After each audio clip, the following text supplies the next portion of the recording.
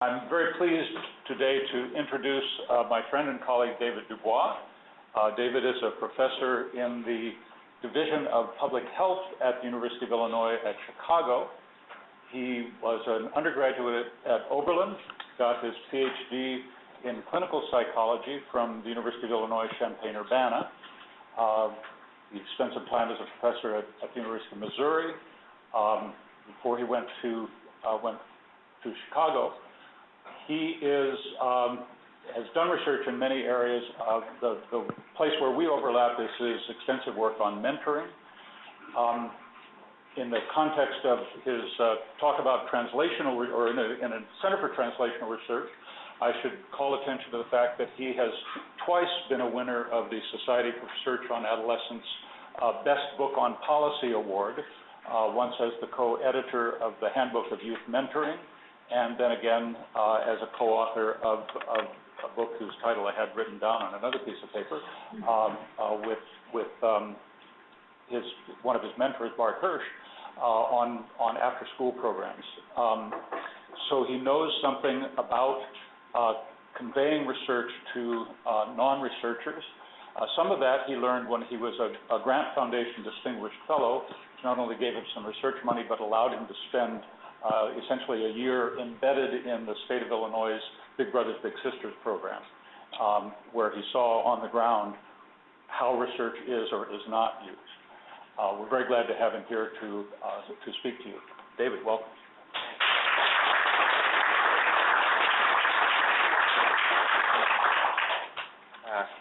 Good afternoon, everybody. It's a pleasure to be here, and thanks for the warm introduction.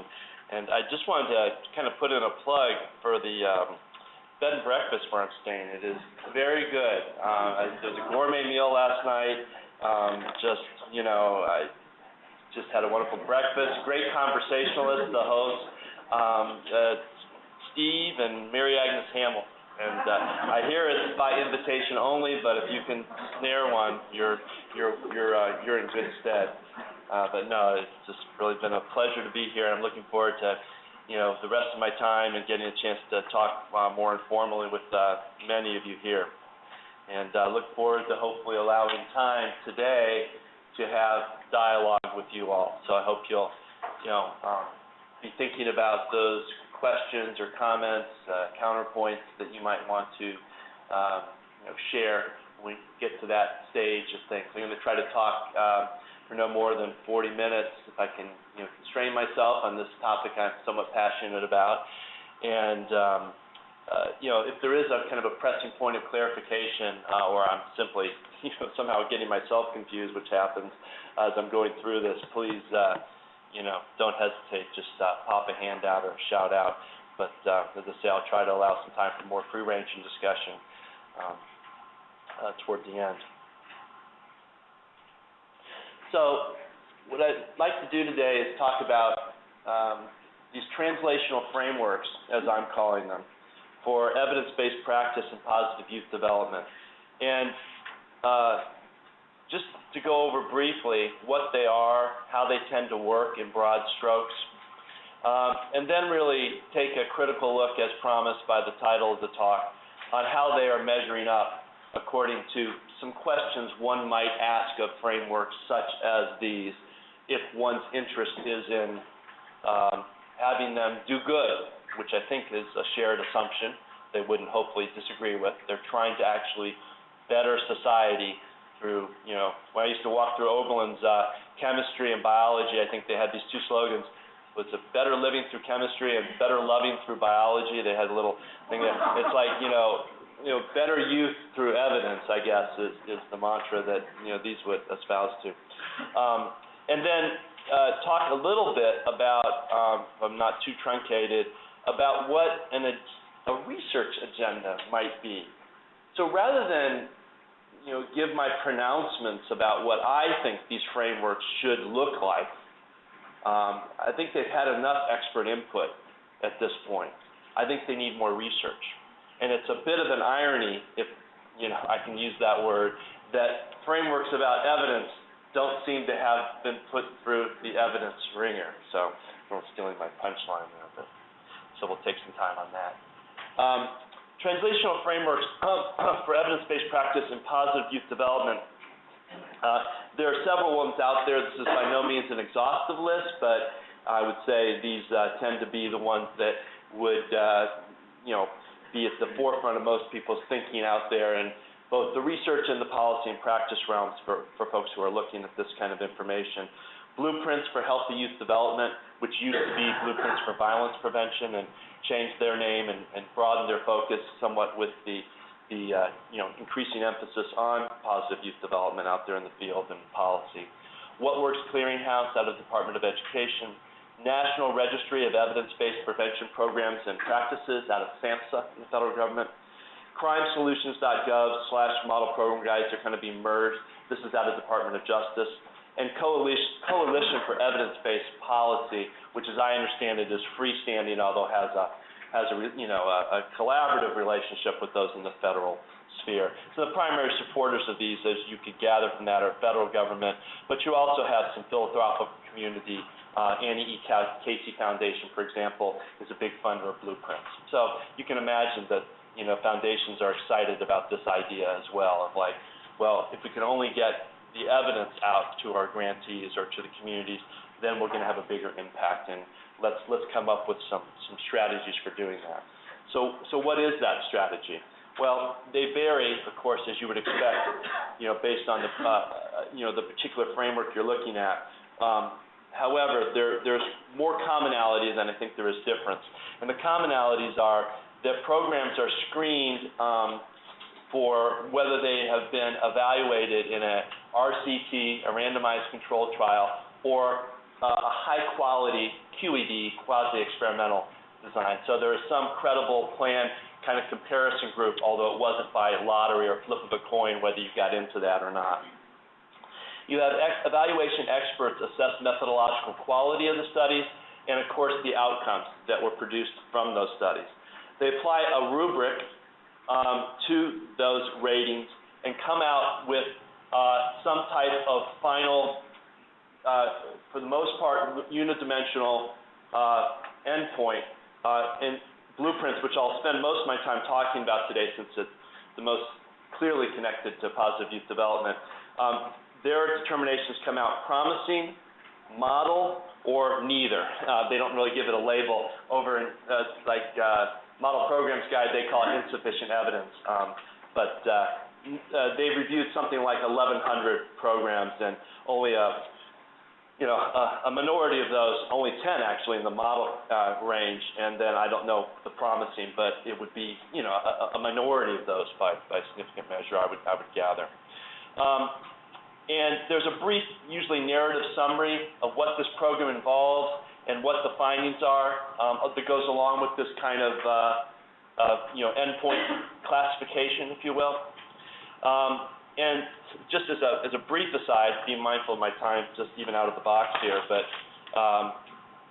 so I contacted NREP, National Registry of Effective Prevention, say, hey, we just completed a randomized trial on Big Brothers Big Sisters community-based mentoring. I just thought you guys would want to know, might want to, include that the next time you update your review for that one. Oh, no, sorry, sir, we can't do that. Anybody know why? You have to be the developer. They only take new studies from the developer. I said, geez, do you think maybe that might truncate the range of studies you get?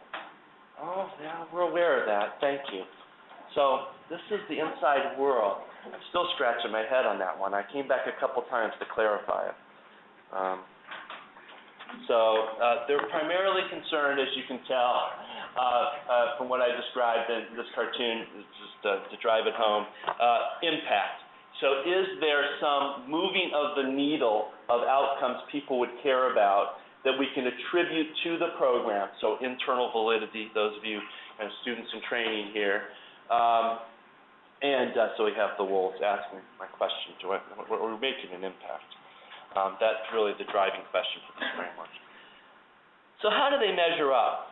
And first question I want to pose in that regard is, are issues of complexity handled well? And I probably should have put an additional adjective on that, because here I don't mean the complexity of evaluating a program. as much as the complexity of the evidence one gathers about the program and how one synthesizes or distills that out and back to a consuming audience, okay?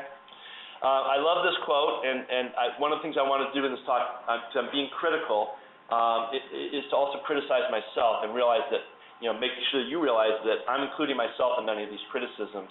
And this is a quote from some folks over in the UK who've done some really nice work on evidence-based practice with definitely some perspectives that would challenge, the conventional frameworks that are being used here in the U.S. This was a quote from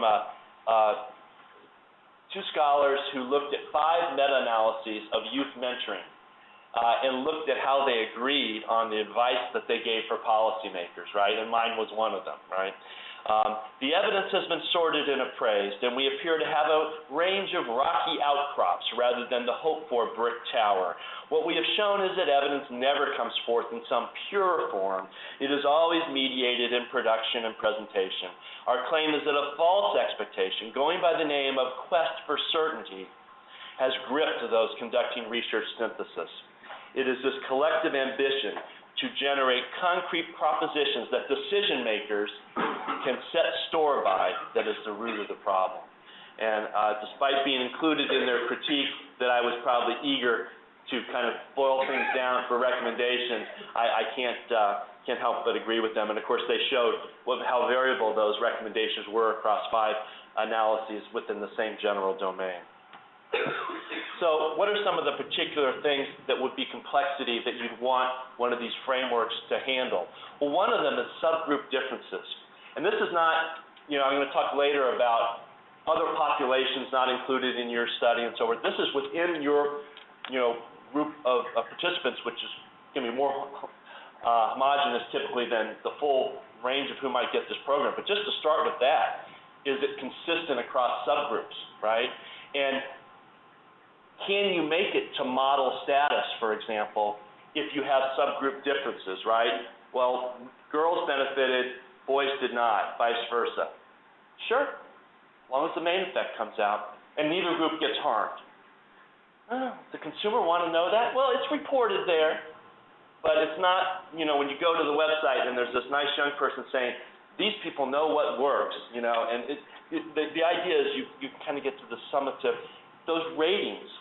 There is no kind of model with, asterisk or model with, or it's only promising because it doesn't seem like the subgroups are consistently, getting the same results. So, example, again, from Big Brothers Big Sisters, from the landmark evaluation that was done of that program in the 1990s, which I'm actually engaged in some work to follow up those participants 20 years later, really excited about that. To see if there's lasting effects of this intervention.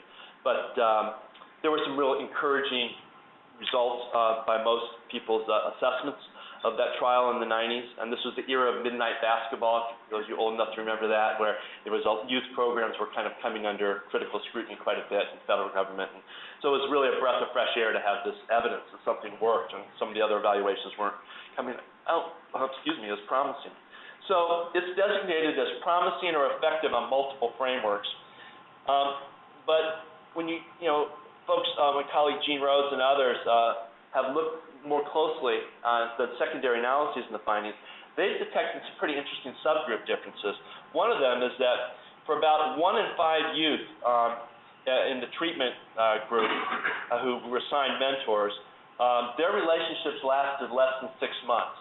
And when that happened, relative to similar controls, using something called instrumental variables, which don't ask me to give a lecture on that, but it's trying to make sure you're doing apples and apples, because obviously the youth whose relationships didn't last as long might be different youth, and in fact we know that they're different at the start, but trying to actually compare like youth in the control group, those youth looked either no benefits or in some cases, such as increased experimentation with alcohol, lower self-esteem, looked worse than the controls.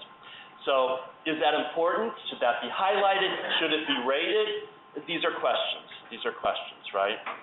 Variable findings across outcomes in different evaluations of the same program are also a frequent occurrence. So either within the same program you've got a rocky outcropping of findings, to take Boas and Pawson's terms, or also different evaluations of the same program coming to different results. So an example here is a program that appears on both Blueprints and Crime Solutions as promising, and it was first done, as the name might imply, in a rural part of the U.S., rural Minnesota, and had some nice results. Randomized trial, alcohol use among early adolescent participants gone down. Seems very encouraging. They said, let's take this on the road to Chicago.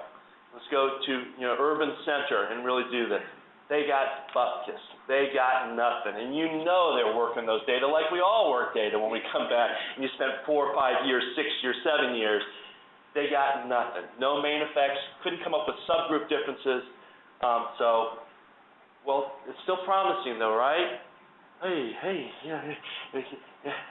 It's noted there. It's not that this overlooked. They're not doing good literature searches. But boy, is there some kind of rating or some kind of characterization that would help highlight this, right? It's rated effective for non-urban settings, or we'll talk more about that. I'll take your guys' ideas too. Iatrogenic effects, how are these handled? And so this is an interesting one to me. And I'm in the School of Public Health, and so rub elbows with folks in the medical community when they let us, and they're very concerned about adverse events, right? The black box labels, right? Or that's not the right term, but whatever it is when you get a label on a medicine that says, like with adolescents, antidepressants, right? This, in some instances, although very rare, has been associated with increased suicidal ideation. So you should be aware of this. That was never going to come out in the subgroup analysis, right? These are like literally cataloging instances of a very, very serious negative effect and trying to come to some evidence-based grip of, is this enough for us to talk about, right? And they decided, yes, it seems that the conventional wisdom is. So what would that be in mentoring? Well, to deal with that example, how about incidents of sexual abuse? They happen every year. Young people, pedophiles find programs to be a good point of entry, right, in terms of getting access to a young person. And unfortunately, even in the best-run programs, and they'll be the first to tell you, they can't be 100%.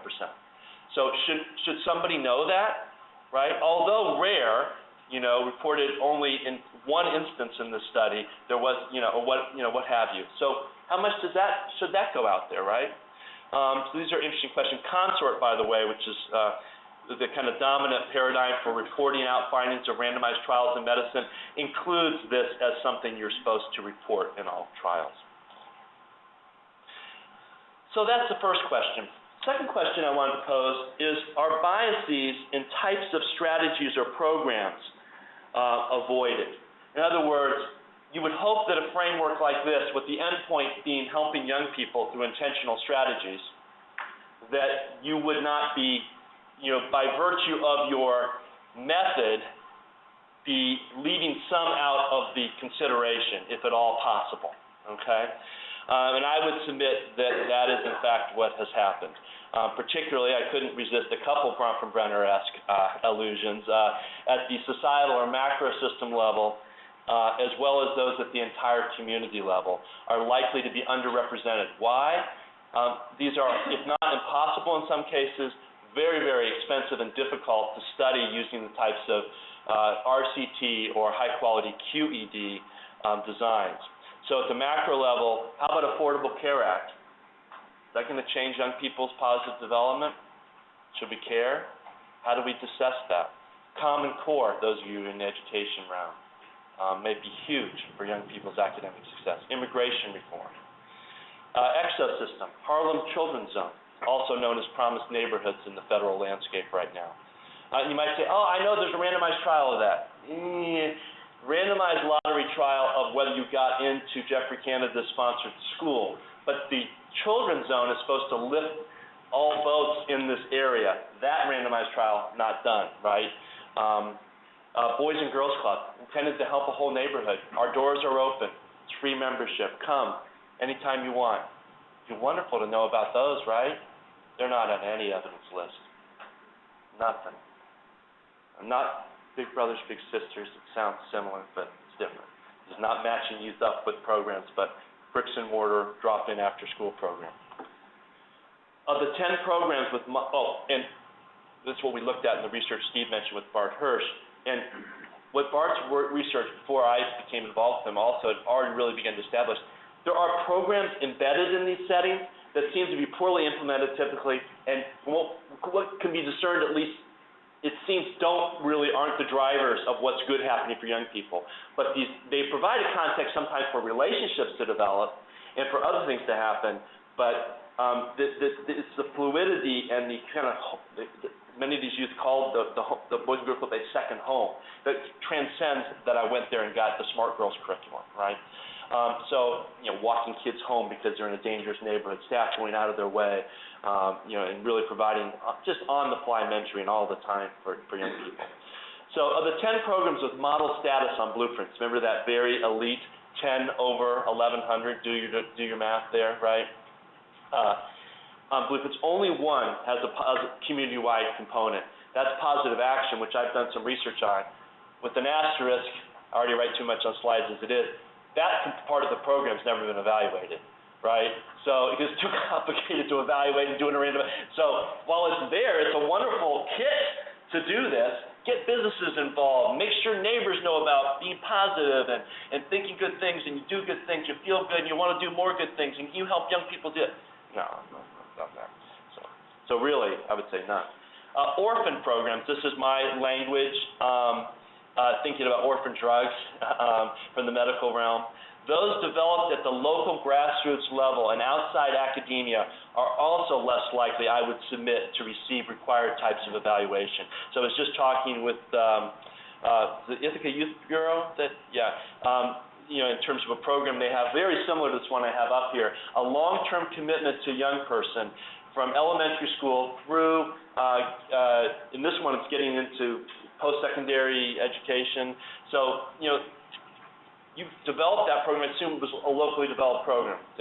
So there's another one in Chapel Hill that has shown sustainability and has a similar model. I love this program not only because of the long-term commitment, but some of the research I've done, others have done on advocacy as a teaching, advocacy and teaching, but I'm going to stick with advocacy for the moment, as a practice that seems to be correlated. It is correlated with maybe driving better effectiveness in mentoring.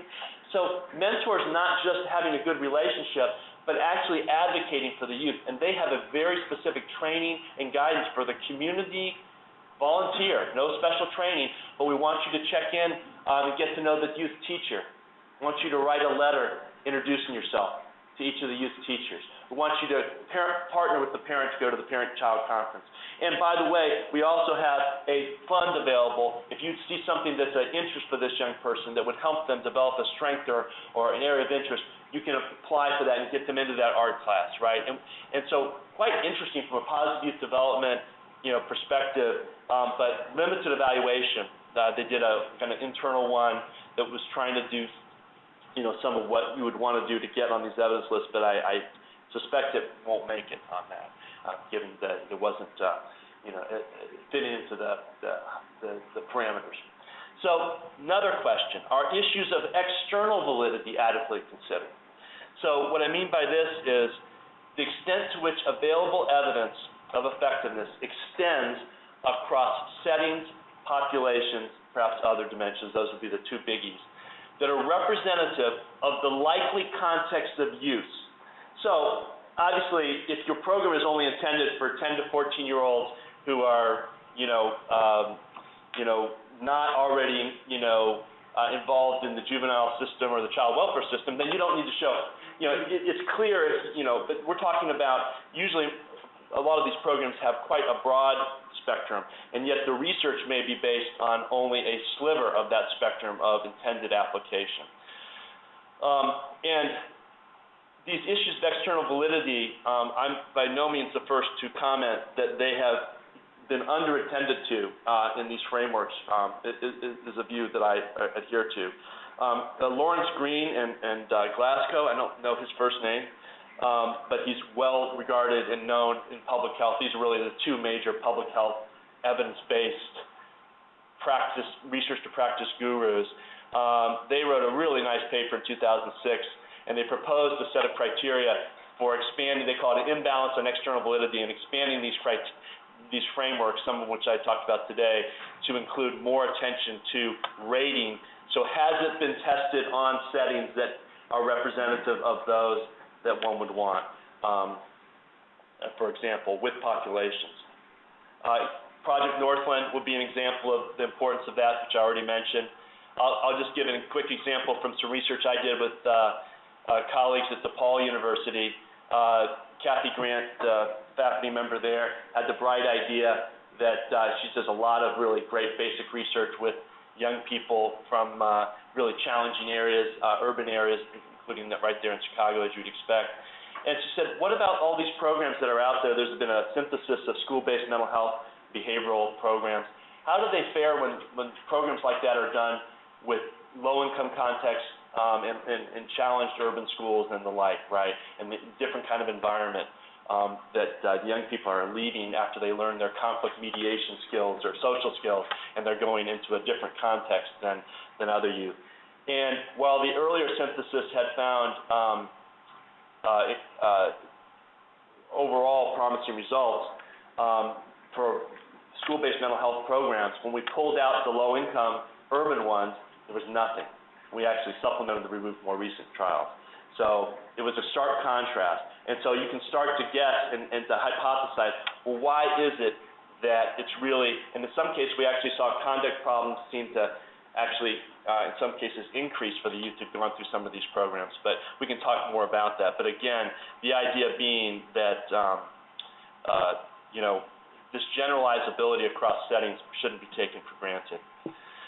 Maybe lack of replication of impacts when moving from efficacy, program-driven implementation typically is shorthand for that, to effectiveness. You put it in the cellophane wrapper or up on a website and somebody picks it up and uses it, right? So there's been quite a bit of interest in the funding world and foundation world of making this transition, because you can't get larger impact if it always has to be, Susan Jenkins, that's a fictitious name, right, in her program, and it has to be her team that does it, right, or you aren't going to get the results. You'd hope it's not, it's like they used to say when I did my clinical training, well, like, Albert Ellis, he looks like he's really rough and belligerent to his clients, but he can do it. Well, okay, well, what does that have to do with me? I'm not Albert Ellis. Can I use rational emotive therapy, right? And so how implementer dependent are these things?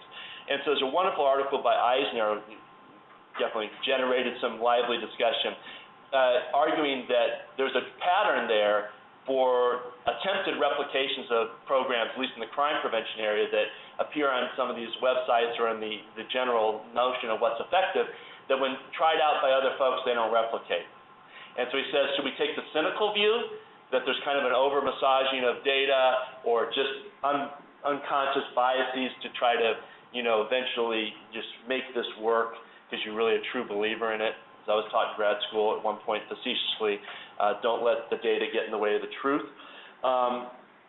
Or is it, that they just know how to implement better, right?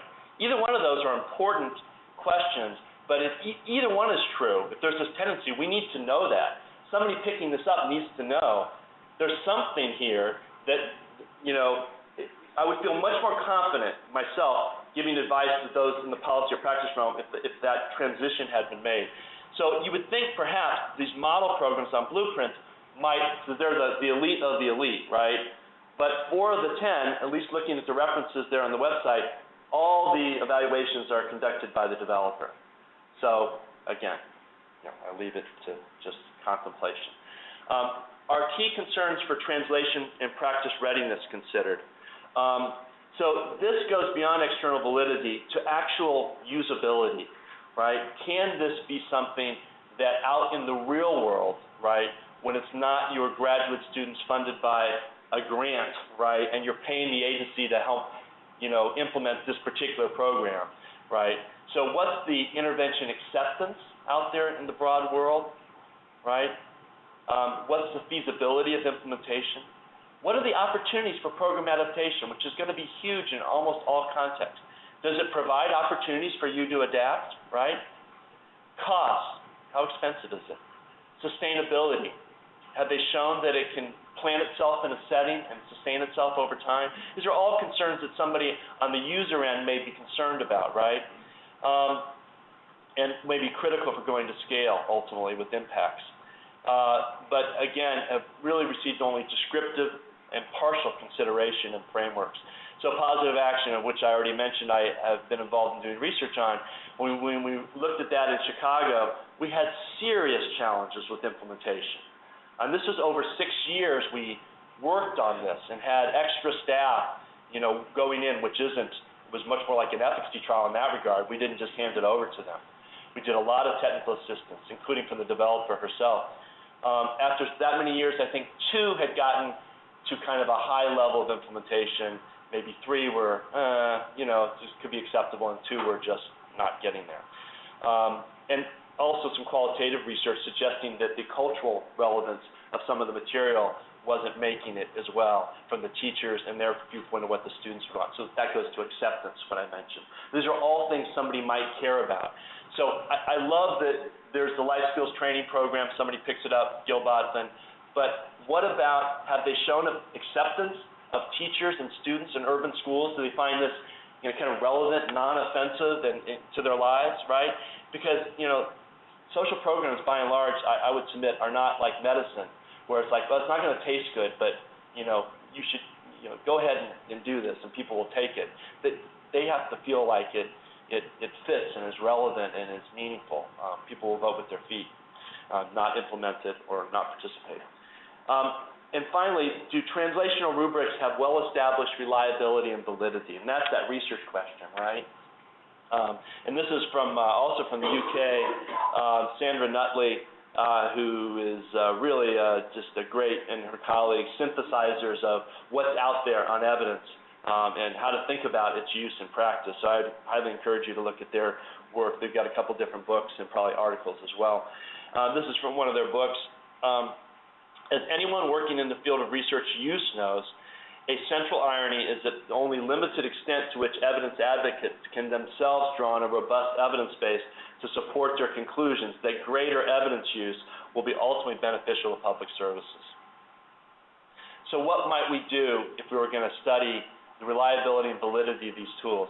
Reliability, we might want inter-rater reliability, right? It's wonderful to have expert judges, but I can tell you from being part of some of these review processes, there is lots of room for interpretation and for biases and all sorts of other things. So I just have an example up there about they should be reliable and valid measures. You could get in fisticuffs with some colleagues about that question alone without more guidance about what counts as valid in particular, right? And so how good is the reliability? Validity, which is perhaps more conceptually interesting, especially with respect to prediction of improved outcomes for youth. And what I mean here is, if you use this rubric, right, go into organizations, communities, coalitions, and say, use this rubric, right, use this rubric-generated catalog of what works, and you'll get better outcomes than you will kind of going by, alternative, homegrown solutions, some of the ones that we're talking about. It's a good question, I think, right? Very limited attention to date. There is a program called Communities That Care that I can talk more about if people are interested, that has done RCT that I think begins to get at this with some encouraging results that using evidence-based programs may be, a difference maker. But I guess the question I have is, for all these, is like, we need to really think about these questions and bring data to bear on them as best as possible. So there's several social-emotional learning programs on blueprints, but schools are regularly implementing these. Matter of fact, that's one of the banes of evaluators, is that how do you evaluate the program when they're already doing so much already around this, right? And my answer is, well, either unless you think, that's great stuff, in which case they generally don't, then you should be confident that you're going to show better results. But, it's a challenge to think about those questions, but they need to be asked because there is translational framework practice going on out there, and I would submit much more than there is of there's a natural experiment there to look at these contrasts at different levels of analysis, school, community, what have you, and do we see any difference in outcomes? So real quickly, I know I'm kind of already creeping into the time I wanted to try to utilize here. If we were to move to a research agenda, a few things that I would put out there as encouraging are to move to multidimensional ratings of the evidence. So and this is just my three that I think about. One is the evidence of potential impact. That's similar to what's there currently, although I'd love to see that rating take into account subgroup robustness, safety issues I talked about, consistency of results. But let's say that one's just very similar to what's there. But then have external validity. So to what extent is the evidence base such that you can feel confident that this effectiveness will generalize to the different populations of youth in the different settings? Yeah, urban schools, we got you covered, right? Low-income youth, got you covered, right? We've done that study. We've done that comparison. It's good, I think, for people to know that, not just to have it in the text, but to have a rating. Ratings carry weight, right? And a lot of what you see on these sites are that first big classification, promising, model. Practice readiness. So even if it generalized when done by the wonderful efficacy team, right, to these other settings and populations, there's a separate question. Is this ready for practice, right? Do people accept it?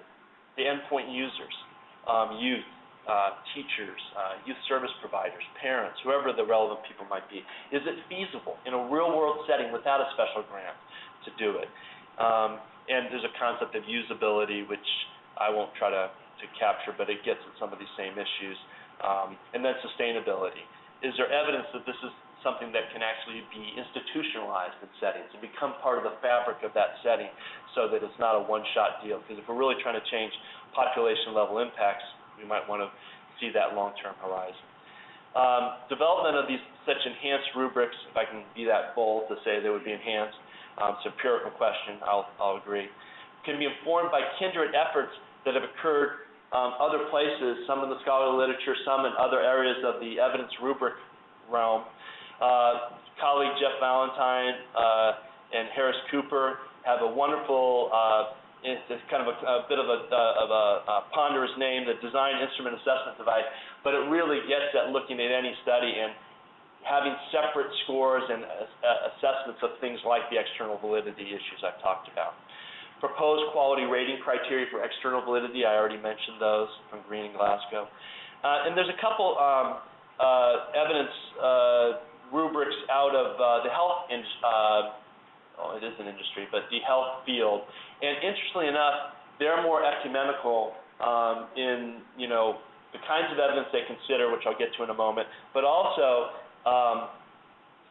they do provide more likely separate ratings for things like, can you imagine this being usable in a practice context? So in addition to extending the dimensions, I'd love to see a broader range of admissible evidence to inform judgments of program and policy effectiveness. Possible additions could be natural experiments, unplanned comparisons that might not really qualify as a QED necessarily, but still involve some type of comparison. Cohort longitudinal studies, those are used quite a bit in the health arena. If you're trying to track something like, does sunscreen use seem to be protective, and should we be starting to, have physicians talk more about that, right, with their patients? They'll often, they will take into account that kind of data. And that doesn't get ranked the same and weighted the same as trial data. Dose response or theory testing. So if you can show that all the links in your theoretical program model, are supported in how the variables go together, those of you who know structural equation modeling, think of something like that. Does that count for something, right? Should that be something that goes towards the program's evidence? Qualitative historical, and I'm going to put this in there only because Steve is a history major by background way back when in undergrad, but that shouldn't that, do we need a randomized trial to know the Holocaust was a bad thing, right?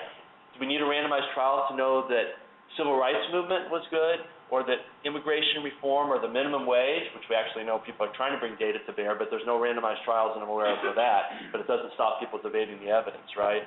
So I think we should be broad in at least what we consider. And if you find that when you start to open those doors, you get less good results, I'll be the first one to say, you know, let's ratchet it back. That didn't seem like such a good idea. But right now, there's no empirics behind this. And those other forms of evidence have things going for them in terms of coming out of and reflecting practice wisdom and things that other kinds of evidence don't. So in the face of it, there could be some real value. It might be more representative samples in some of these longitudinal studies. So they may bring things that other evidence currently admissible only bring. And I already mentioned those having wider admissible evidence. Explore utility of alternatives to program-driven translation and evidence dissemination. And I'll wrap on this, but I hope I can articulate it reasonably well, is that I think there's been a real preoccupation with programs, off-the-shelf, use them. It's almost as if there's a thought that there are these vacuums out there in schools and in human service agencies that people are just waiting. They're doing nothing, and they just want to put a program in, which in my realm of mentoring at least couldn't be farther from the truth. You know, there's not that many new startups from ground zero looking to, what should I do? They've got a history. They're doing mentoring. So how can they enhance it? But that requires a more modular, evidence-based program, right? You don't have to throw out what you're doing to put in this new thing, right? And so one of the things I've been working with is stuck to some folks from, is it Youth Act? Is that Act for Youth. Act for Youth today about this, and they had already were familiar with it, and we had some discussion about it. Step Up to Thrive, which I'm doing some research with Big Brothers Big Sisters to see whether if we add these practices into their existing mentoring program, do we get better effects? We're not saying scrap your mentoring program, now everybody do this. It's, well, can you have mentors work with young people to identify their sparks? Can we train up mentors in how to promote a growth mindset in the young person? Have a reflection on their thriving and their risk factors, and so that they get to know each other better, and the youth get to know themselves better, and then really getting down to the nitty-gritty about goals, not just setting them, but reaching them. And all four of those areas have positive youth development research behind them. Peter Benson, Carol Dweck, Richard Lerner again, and others as well, but they're kind of the leaders there. So that's a different model, a more modular model where programs can take things in and utilize them that combine, hopefully, their knowledge of their local circumstances and staff resources and stakeholder preferences and all those good things, and they don't have to kind of take it or leave it.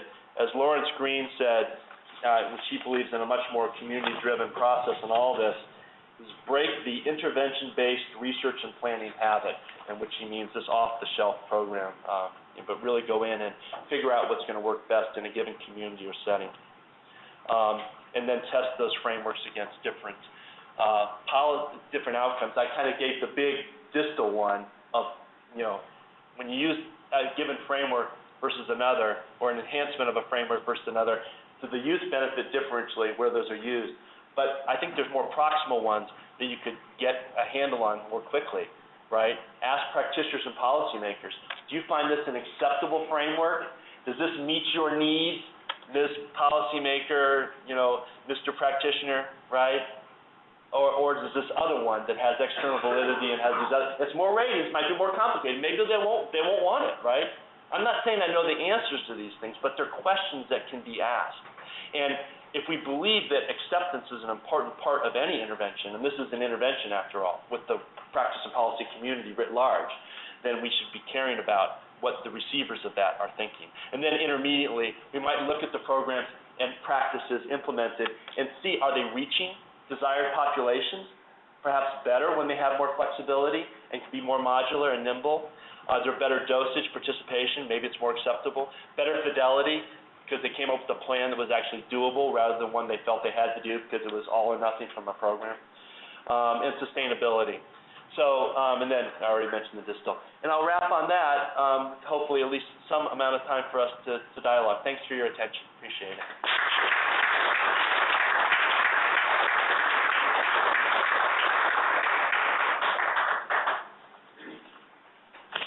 10 minutes for questions. Yes. I really appreciate the questions you're raising about all this. And this point about practitioner expertise and local accessibility, do you relate that or work with the Chen's definition of viable validity? No, I don't know that. It's interesting. And I'm trying to think what references I can't remember. Yeah. But he has one of his articles is about top-down and bottom-up programming, where top-down is researcher-derived, very lends itself to RTC. Yes. Ethics, RTC. Bottom-up programs are ones that tend to be practitioner-derived, like the school district. Yep. There. And the point is that, one thing I think about that is that those bottom-up programs tend, by their nature, to have that sort of local contextual knowledge, adaptability, what's feasible, what's going to fly in their community culturally, and all the rest of it. So they kind of got that piece, and then lack the other evidence. Whereas the other ones come in with a lot of the other kind of validity issues, but not that piece. And you really need all of it. And you really ought to have all of it. That is a good hypothesis. I would say all these are, but I love the comment. Thank you. I mean, it's a hypothesis, right? So you can say, a hybrid model, maybe that is the best, right? I would just only say we don't know, but that would seem like a compelling theory to me, that getting the best of both worlds, if you will, out of those two would be a way. And I think many of these frameworks, they would be apoplectic or near that with me and saying, of course we do that. And we respect and we have tools for communities to use. I would just say, no, I don't think you really are doing that, because there was a quote, I couldn't find it, maybe they've taken it down from Blueprints, but it said, we're strong believers in program fidelity, thus we discourage even tinkering, that was their word, tinkering with programs. I'm like, what is this, is this plutonium? We making a reactor here? It's like, whoa! So, I think there's still some room to grow there, and I'd love to, get connected to that work from Chen. That sounds great. Thanks for the comments. Yeah, John. This is great. We talk about these things a lot, and it's helpful. I'm just wondering, whether we really want to call these BCTR frameworks. They're really kind of set up to do, as you say, a whole range of translational research issues, especially when you get beyond the others. Quibble a lot, and I think you're absolutely correct. Even on the efficacy side, there's a whole set of issues about the universal rigor that really fits in very Right. And I guess the other piece is that we do have a burgeoning kind of dissemination implementation field with its own set of frameworks and models. Hey, Wanderson, as you know, has recently done a review with Durlac and so forth on 26 dissemination implementation for frameworks and models. And what you don't see on that side is the same elevation of that work into a list or registry, and then putting it together with the ones you mentioned, like the blueprint. So it's an interesting phenomenon. And I just wanted to say. I think those are great observations, and as I think I alluded to, I really just had come up with that term, and I had some, just kind of without really being able to articulate misgivings, and I think, your comment on that is good, and that it really doesn't cover the full spectrum of translational activity one would hope to see happen, right, of coaching and providing technical assistance of all the way through to even evaluating what you're doing in your local community, like communities that care would do. So maybe translational resources or something, because I think they are intended to be a player in that process. And it might be useful in that regard if there was more humility, I think, in those websites, in those sources that say, you do not take action based on this alone, right? Here's the first thing you see, rather than the young person who says, they know what works, is like, here are the 5 steps. We're only going to cover step 1, but here are the places to go to the others. And I think they may, just from poking around, moving a little bit to that, but it's not the forward-facing, here's the full picture. And I think it's a great point about the implementation frameworks, and, Abe Wanderson has his empowerment evaluation, as one of those. I think we need to understand,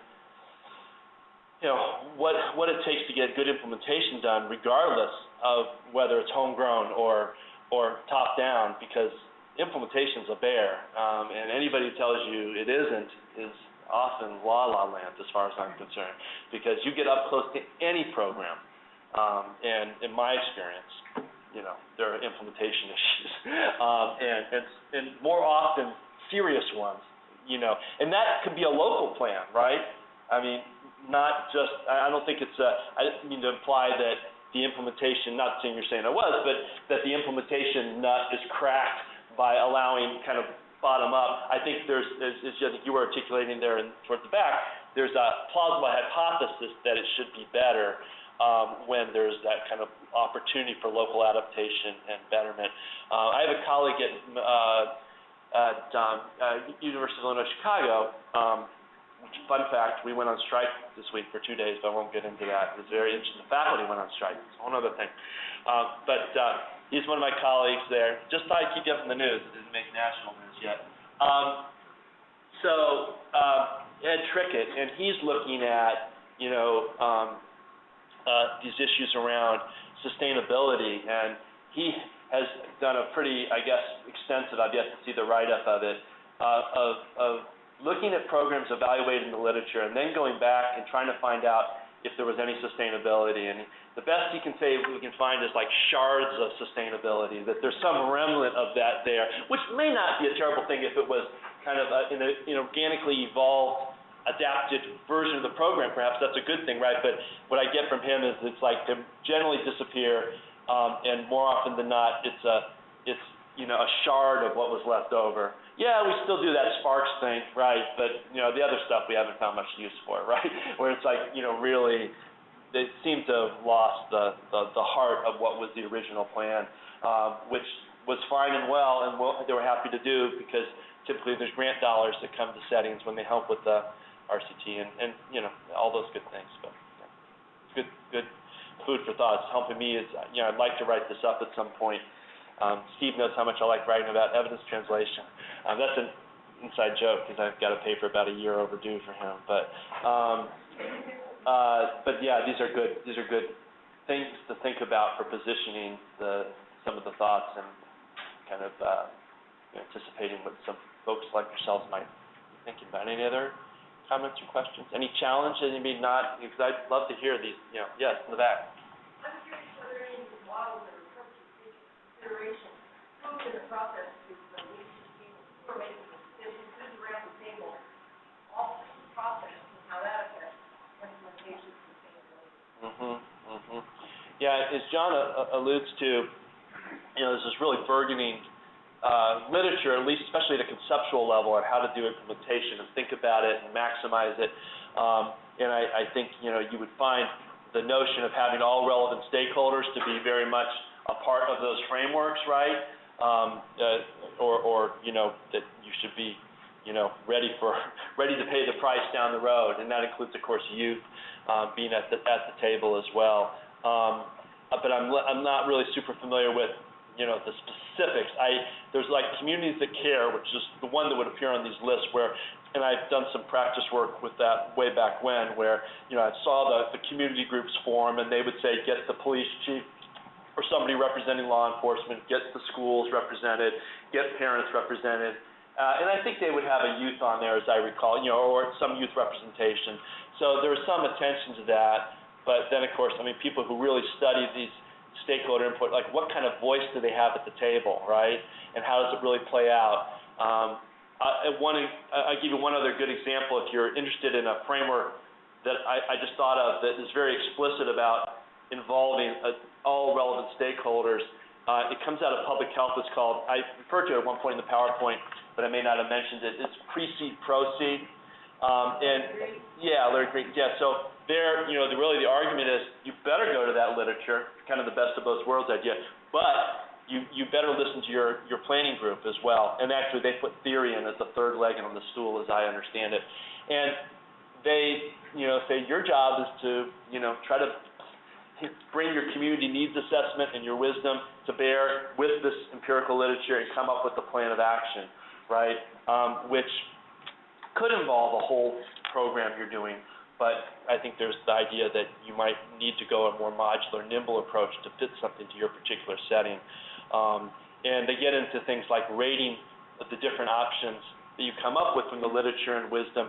Well, what's the changeability of this factor, and what's the importance, how much leverage? So it might be very changeable, but no reason to believe from literature or past history in this community that it's going to move things.